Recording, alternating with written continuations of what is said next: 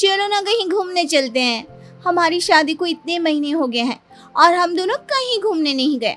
बाहर तक नहीं निकलने देती हो। चलो ना।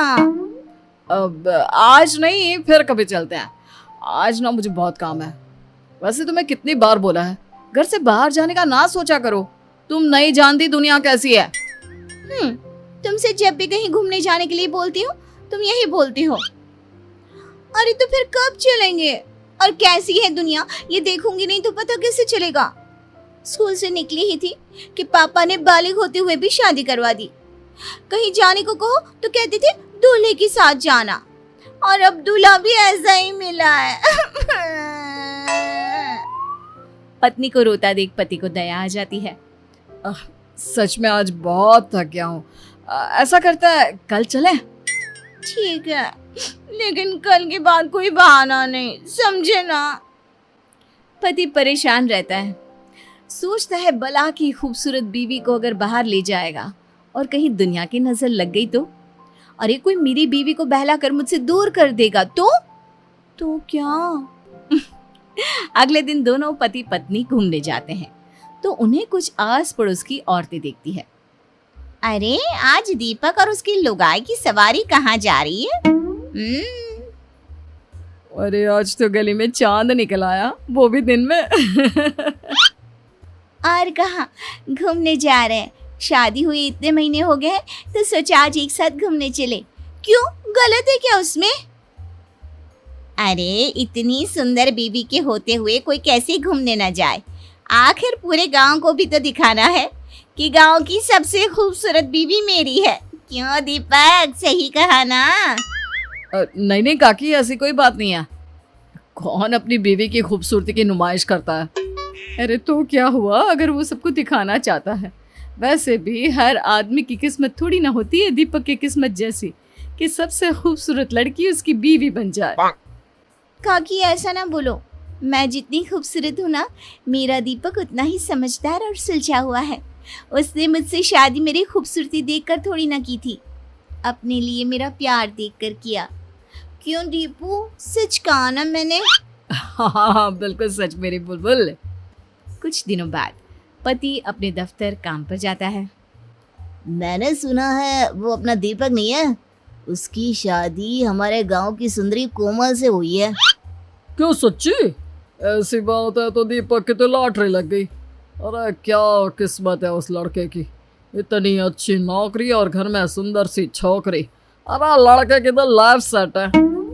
किस्मत चमक गई है दीपक की शादी के बाद से।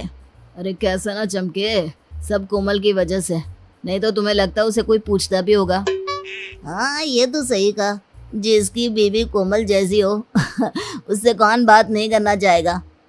अरे पता नहीं कब हमें बुलाएगा खाने में। दीपक अपने साथ काम करने वालों की बातें दूर से सुन रहा था। उसे अजीब सा फील होता है कि लोग उसके बारे में क्या क्या बात कर रहे हैं। बात तो सही है, कल तक मेरे घर क्या मुझसे बात भी कोई नहीं करना चाहता था, लेकिन जब से शादी हुई है हर किसी को दीपक के घर आना है, उसे अपने घर बुलाना है। यार मेरी पहचान क्या मेरी बीवी से ही रह जाएगी? शाम को, सुनो ना दीपक, बाजार चलते हैं, वो कुछ ना घर का सामान लाना था। मैं अभी तैयार होकर आती हूँ। क्यों, तैयार ही तो हो, और कितना तैयार होगी? और क्या है जब देखो बाहर भागने की लगी रहती है। क्यों? हाँ मुझे टाइम नहीं है, तुम खुद ही चले जाना। दीपक का रवैया अब तो बीवी के लिए इतना गंदा हो जाता है कि उसकी बीवी परेशान सी रहने लगती है। कुछ दिनों बाद, सुनो दीपक, मेरी माँ बहुत बीमार है। मैं सोच रही थी अगर कल तुम मुझे मेरी माँ के वहाँ छोड़ आती तो। वैसे भी अब मन नहीं लगता मेरा इस घर में, न जाने तुम्हें क्या हो गया है। हाँ बेटा, कल ऐसा कर बहू को उसके मायके छोड़ा। आजकल बहू काफी गुमसुम सी रहने लगी है, बच्ची ही तो है और तू भी तो वक्त नहीं देता। लेकिन माँ मुझे काम है, मुझे दफ्तर भी जाना है, और क्या जरूरत है वहां जाने की? क्या तेरा काम बहू से ज्यादा जरूरी है? क्या हो गया है बेटा, क्यों तू ऐसा हो गया है? तू तो ऐसा नहीं था, कितना खुश था बहू से शादी करने के लिए, अब क्या हो गया? हाँ दीपक, मैं कुछ दिनों से देख रही हूँ तुम कुछ अजीब सा बर्ताव कर रहे हो। क्या हुआ? मुझसे कोई गलती हुई है जिसका तुम्हें बुरा लगा है? अरे मुझे क्या हो गया, और मैं कौन सा जरूरी हूँ कि मुझे कुछ हो और उसका किसी पर असर पड़े। कोई बात नहीं है, मुझे बस टाइम नहीं है, तुम खुद ही अपने मायके चली जाओ। और अब मैं इस बारे में किसी से बात नहीं करना चाहता। पता नहीं क्या हो गया है इस लड़के को, पहले तो ये ऐसा नहीं करता था। वही तो माँ जी, मुझे भी समझ में नहीं आ रहा कि ये ऐसे क्यों बात कर रहे हैं। पहले तो कभी ये इतनी छोटी छोटी बातों पर गुस्सा नहीं करते थे। अगले दिन बीवी अपने मायके के लिए निकल रही होती है कि वो पति से मिलने उसके दफ्तर जाती है। पता नहीं, शायद ऑफिस में कोई प्रॉब्लम हो। माँ से मिलने तो जा रही हूँ, लेकिन एक बार इन्हें बता देती हूँ। कल से तो बात भी नहीं की है इन्होंने। बीवी जैसे ही ऑफिस में जाती है सभी उसे देखने लगते हैं। तभी वो पति की कैबिन में जाती है जहाँ अब तुझे क्या हो गया? तू अपनी बीवी से बात क्यों नहीं कर रहा? भला कोई अपनी इतनी सुंदर बीवी से नाराज रह सकता है क्या? वही तो, तू हमें बता, जो भी बात है हम तेरी मदद करेंगे। अरे क्या मदद करोगे जब परेशानी की जड़ ही मेरी बीवी है? ये सुनकर बीवी के पैर के नीचे से जमीन खिसक जाती है। लेकिन वो कैसे? तेरी बीवी तो सुंदर है और तुझसे बहुत प्यार भी करती है, तो परेशानी कैसी? उसकी खूबसूरती ही तो परेशानी है। मैं जब भी उसके साथ कहीं जाता हूँ ना, तो लोग मुझे ऐसे देखते हैं जैसे पता नहीं क्या देख लिया हो।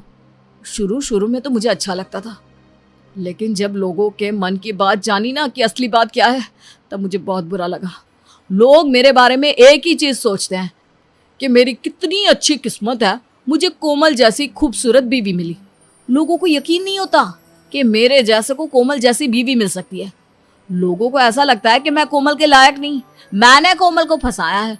सब जगह बस कोमल कोमल कोमल। कोमल के आगे तो मेरा कोई वजूद, कोई पहचान ही नहीं है।